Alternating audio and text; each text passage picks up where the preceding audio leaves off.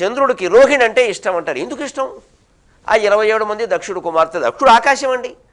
ఆకాశంలో ఉండే నక్షత్ర సముదాయాలన్నీ ఆకాశానికి పిల్లలు కావా? అదే పురాణ కథ రూపంలో చెప్పారు. ఆ నక్షత్రాలన్నింటినీ ఆయన చంద్రుడికి ఇచ్చాడు. చంద్రుడు నక్షత్రాలు రాత్రిపూట కనపడతాయి. రాత్రిపూట ఉండే ఒకే ఒక జ్యోతి చంద్రుడు. మరి చంద్రుడికి బాధ్యత కాకపోతే సూర్యుడికి ఎలా అవుతాయి? పగల నక్షత్రాలు ఉండవా? అవే నక్షత్రాలు పగల కూడా ఉన్నాయి, మనకు కనపడడం లేదు. కానీ రాత్రిపూట ఉంటాయి. చంద్రుడు ప్రకాశిస్తున్నాడు. ఆయన చుట్టూ చుక్కల్లో ఉన్నదో మహారాజు గారు అక్కడ ఉంటే ఆయన భార్యలు 10 మంది చుట్టూ ఉన్నట్టుగా ఉంది. పూర్వం అలా ఉండేవారుగా. అందుకే చంద్రుడు భర్త, నక్షత్రాలు భార్యలు ఉన్నారు. అంతేకాని చంద్రుడిని నక్షత్రాన్ని కూర్చోబెట్టి వరుసగా కళ్యాణం చేసేస్తామా? అశ్విని నక్షత్రం వాళ్ళందరూ రండి, చంద్రుడికి ఇవాళ అశ్వినితో కళ్యాణం మీరు చూడండి, మీకు సౌభాగ్యం ఉంటే వ్యాపారాలు పెరుగుతాయి. ఈ అజ్ఞానం నుంచే బయటపడాలి. చంద్రుడు పైగా చంద్రుడికి రోహిణి అంటే ఇష్టం. ఎందుకని? చంద్రుని ఉండేటువంటి నక్షత్ర రాశి ప్రధానంగా చంద్రుడు ఉచ్చస్థితిలో ఉండే రాశి వృషభ రాశి.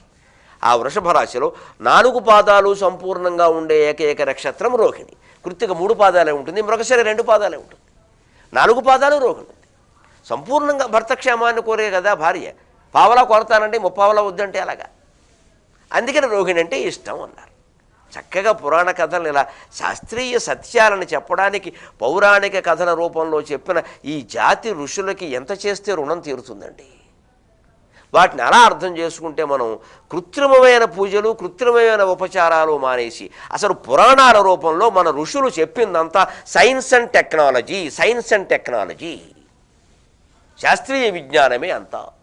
శాస్త్రీయ విజ్ఞానానికి హిందూ మతానికి ఎటువంటి భేదము లేదు. ఎవరైనా ఉపన్యాసాలు పెట్టుకోండి. ఇదివరకే తిరుపతిలో నేను మాట్లాడాను. Spirituality and technology. Spirituality is not rituality. English మాట్లాడినందుకు మన్నించండి, నాకు కోపం వస్తే మాట్లాడతాను.